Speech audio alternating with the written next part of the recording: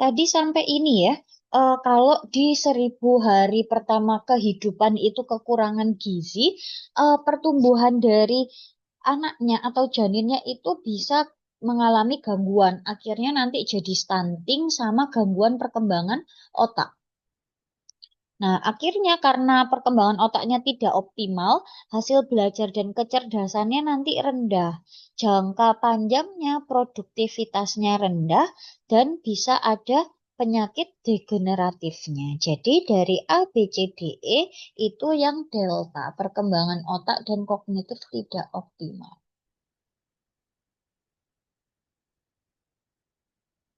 27, oh ya, yang A, negara kekurangan sumber daya manusia yang baik, ini dampak jangka panjang. Yang B, produktivitas terganggu, ini juga jangka panjang. C, juga jangka panjang. E, juga jangka panjang. Tapi bukan akibat langsung gizi 1.000 hari kehidupan ya yang E ini. Ini tergantung apakah orang tuanya ada punya penyakit ini, kayak gitu-gitu. Apakah kena apa waktu lahir ibunya itu HIV, terus waktu lahiran sesar kena darahnya itu bisa bayinya kena juga. Nomor 27, lanjut usia atau lansia merupakan kelompok usia yang rentan terhadap berbagai masalah kesehatan, termasuk masalah gizi. Namun, lansia sering mengalami berbagai kendala dalam memenuhi kebutuhan gizinya, antara lain perubahan fisiologis dan metabolismenya, penurunan fungsi tubuh, misalnya penurunan kerja usus, sehingga mengganggu penyerapan zat gizi dan gangguan BAB-nya atau gangguan defekasi. Adanya penurunan indera mata atau penurunan nafsu makan, gigi yang tanggal menyebabkan kesulitan makan makanan berserat dan berbagai masalah lainnya. Nah, prinsip-prinsip gizi untuk lansia itu apa? Nah, kalau lansia prinsipnya itu boleh makan sedikit-sedikit tapi sering dan berkualitas yang B. Ini berdasarkan Kemenkes RI Pedoman Gizi Lansia tahun 2017 ya. Jadi lansia ini karena mengalami penurunan nafsu makan, gigi tanggal sama gangguan pencernaan, kalau makan bisa pakai porsi kecil-kecil tapi lebih sering. Terus makanannya itu harus banyak gizinya, mudah dicerna juga. Nomor 28.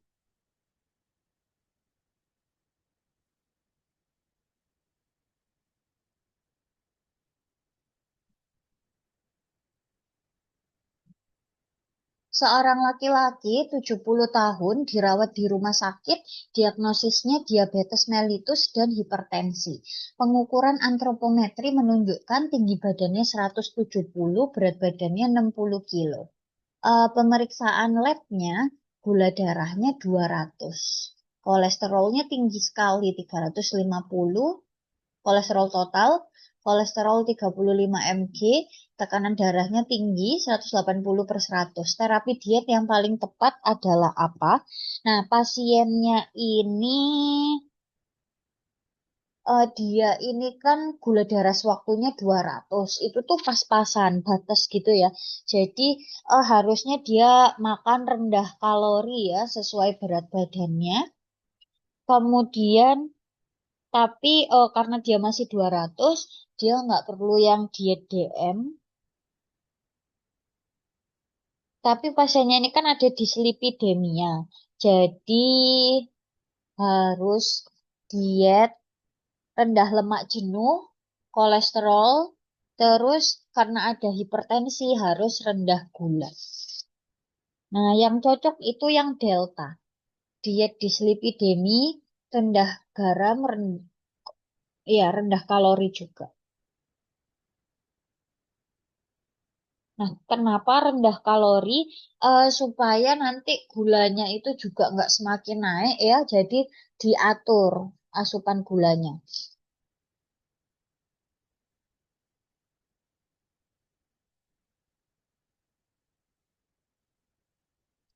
Jadi pasiennya itu harus makan sesuai kebutuhan, kebutuhan yang masuk sama yang keluar supaya nggak jadi makin DM nanti. Terus rendah garam, terus harus makan lemak sehat.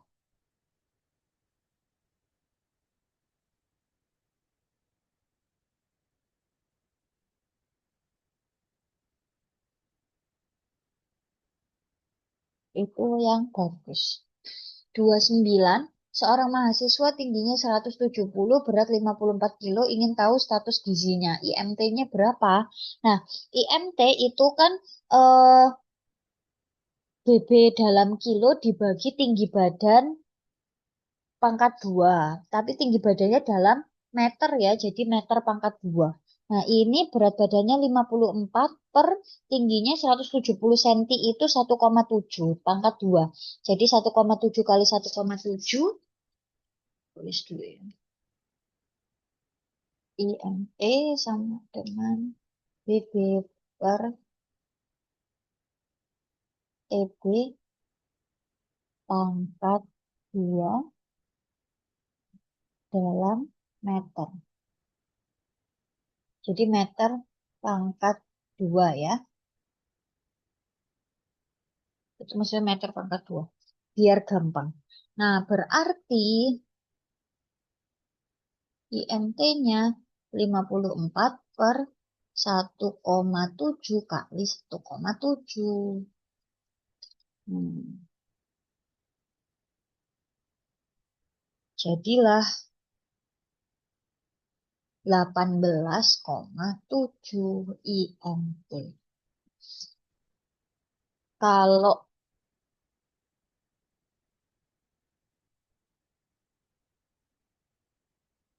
nah ini berarti kan jawabannya itu yang C ya, normal bawah.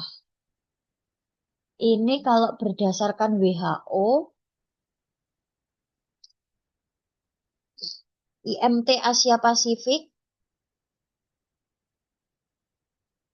itu kurang dari 18,5 itu kurus, habis itu 18,5 sampai 24,9 ini normal, terus ada 25 sampai 29,9 itu overweight, lebih dari sama dengan 30 itu obesitas. Ini WHO IMT Asia Pasifik ya. Nah, sebenarnya ada IMT juga yang lain.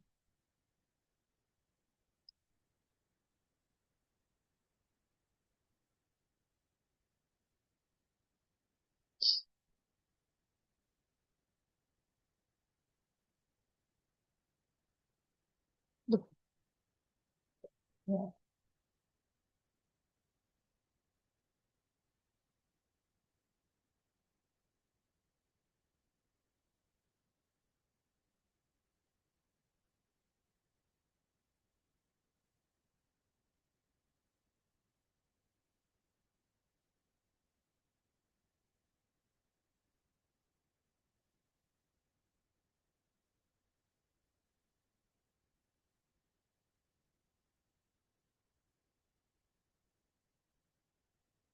Nah, ini kalau menurut Kemenkes ya, IMT untuk Indonesia kurus, ada yang kurus bertingkat berat kurang dari 17, ini kurus ringan 17 sampai 18,4, normalnya 18,5 sampai 25.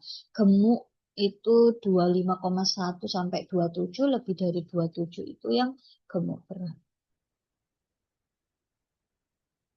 Nah, ini yang menurut WHO ya.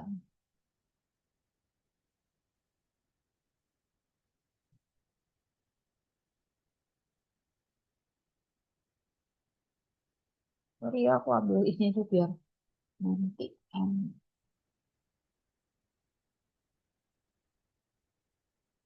enggak bikin set.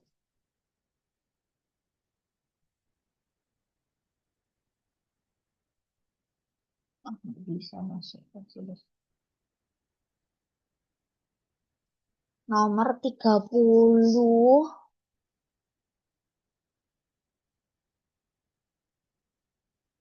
seorang ibu 20 tahun datang ke rumah sakit membawa anak laki-lakinya. Anak laki-laki berusia 18 bulan, beratnya 7,15 kilo, panjangnya 69 cm. Ibu mengeluh anaknya belum bisa berdiri dan berjalan, serta anak tersebut mengalami sakit panas 1 minggu yang lalu, namun sudah sembuh 3 hari yang lalu. Ibu mengaku jarang memberikan ASI dan mulai memberikan sufor dan pisang di usia 3 bulan. Manakah yang dapat terjadi pada anak dengan kasus itu? Nah, itu masih itu ya kekecilan ya. Nah, ini usia segitu anaknya itu rentan terkena rakitis ya. Jadi mulai dari ini kita lihat ya dari berat badannya 7,15 kilo ya usia 18 bulan itu sangat kurang severe underweight. Kemudian panjang badannya 69, usia 18 bulan itu sangat pendek, severe stunting, belum bisa berdiri atau berjalan, keterlambatan motorik ya, bisa akibat dari malnutrisi kronis, terus defisiensi vitamin D atau kalsium. Itu yang menyebabkan penyakit rakitis. Nah, terus riwayat pola makannya juga tidak bagus, ASINya jarang, MPASI-nya terlalu dini, akhirnya gizi buruk. Dari ABCDE ini yang anak tersebut rentan terkena rakitis.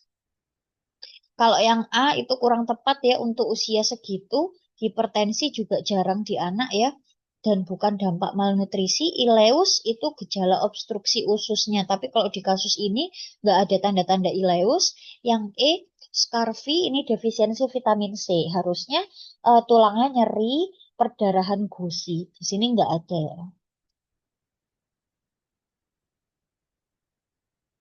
31 ini ceritanya sama, tapi yang ditanya pemeriksaan awal dapat dilakukan pada anak tersebut apa? Nah, ini harus di screening dulu gizinya. Nah, screening gizi pakai apa? Bisa dilakukan yang B ya, lingkar lengan atas. Nah, kalau sudah di screening gizi lengkap, ini kan kalau dicek status gizinya pakai mid upper arm circumference yang MUAC, BB per U, terus TB per U, BB per TB sama lingkar lengan atas, MUAC-nya kalau kurang dari 11,5 itu gizi buruk. Itu pemeriksaan screening yang sederhana dan cepat. Nah, setelah itu baru dicek KPSP-nya atau Denver 2-nya untuk menilai perkembangan ini ya, perkembangan anaknya ini, pertumbuhan dan perkembangan.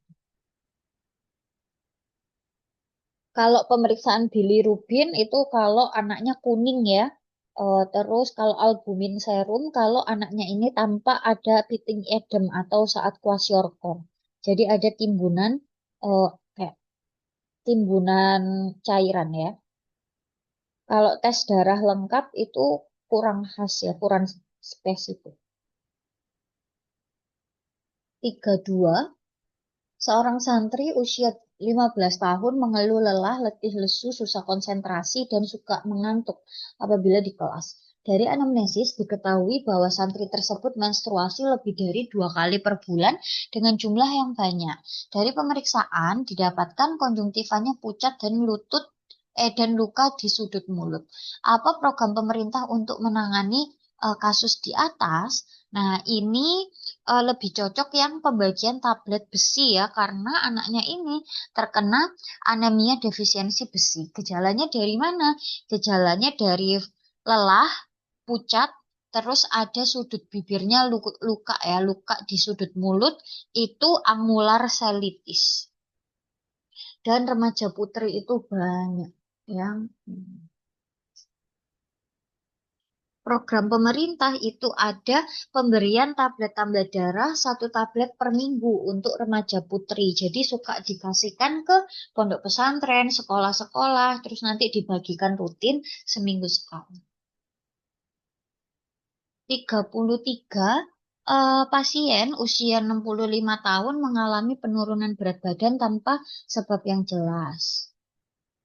Pemeriksaan apa yang paling tepat untuk mendeteksi malnutrisi dini? Oke. Untuk mendeteksi malnutrisinya, bentar.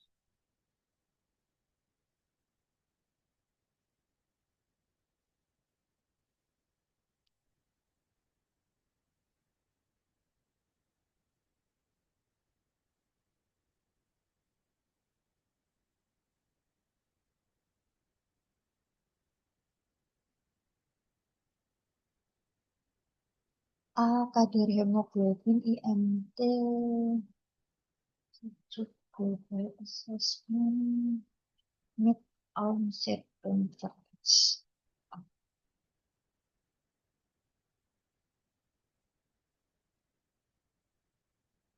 Nah, ini lansia ya.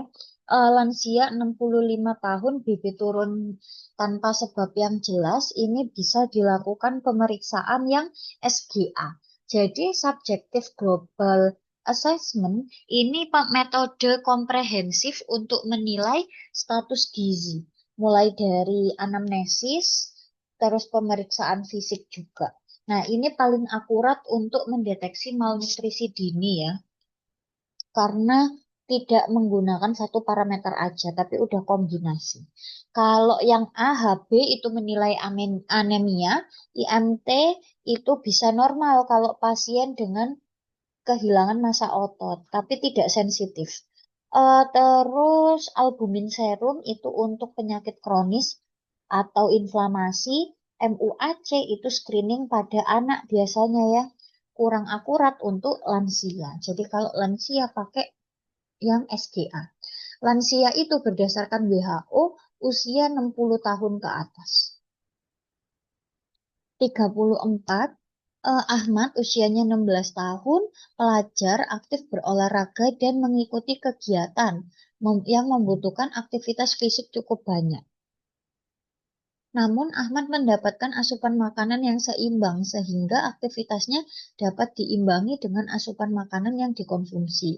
Kebutuhan asupan gizi yang dibutuhkan Ahmad selain karbohidrat, protein, dan lemak juga dibutuhkan unsur sebagai berikut, kecuali. Nah, kebutuhan gizi remaja laki-laki itu butuh vitamin A, zat besi, kalsium, vitamin. Kalau zinc eh, butuhnya itu 11 miligram ya. Ini yang B itu salah 5 miligram. Terlalu rendah. Kalau yang A, vitamin A itu masih oke 2.300 sampai 3.000 IU per hari ini benar. Eh, Zat besi masih oke lah. Masih mendekati banget ya. Harusnya 11 ya, tapi ini 10 nggak apa-apa. Kalsium 1.300 miligram per hari ini benar sesuai kebutuhan saat ini ya, saat pertumbuhan. Vitamin D butuhnya 600 sampai 800 IU itu sudah benar. Ini berdasarkan Kemenkes RI yang angka kecukupan gizi 2019. Jadi yang kurang tepat yang zincnya ini terlalu rendah. Harusnya 11. 35. Seorang ibu membawa anaknya usia 36 bulan diperiksa tumbuh kembangnya. Pasien perempuan sejak usia 32 bulan terdiagnosis TB paru. Saat ini sedang terapi pengobatan TB bulan keempat. Usia 24 bulan, ibu pernah membawa ke puskesmas karena berat badan dan tinggi badan tidak bertambah dari bertambah dan dari puskesmas dikatakan anaknya stunting dan gizi buruk. Eh, Bila mana pasien tersebut dikatakan stunting, standar stunting itu pakai yang mana? Kalau stunting pakai Z-score, Z-score PB per U, loh, kok ada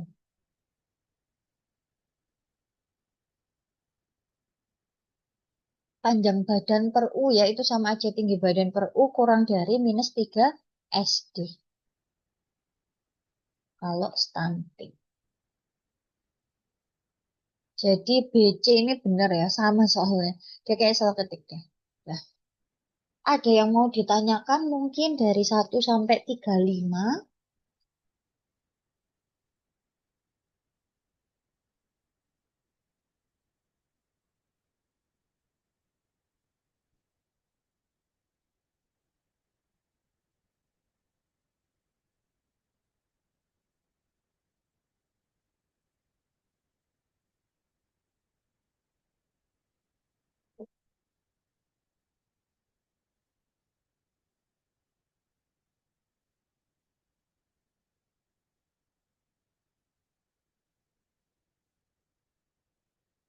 Nah, kalau nggak ada sampai sini dulu ya, soalnya aku ada kelas lagi.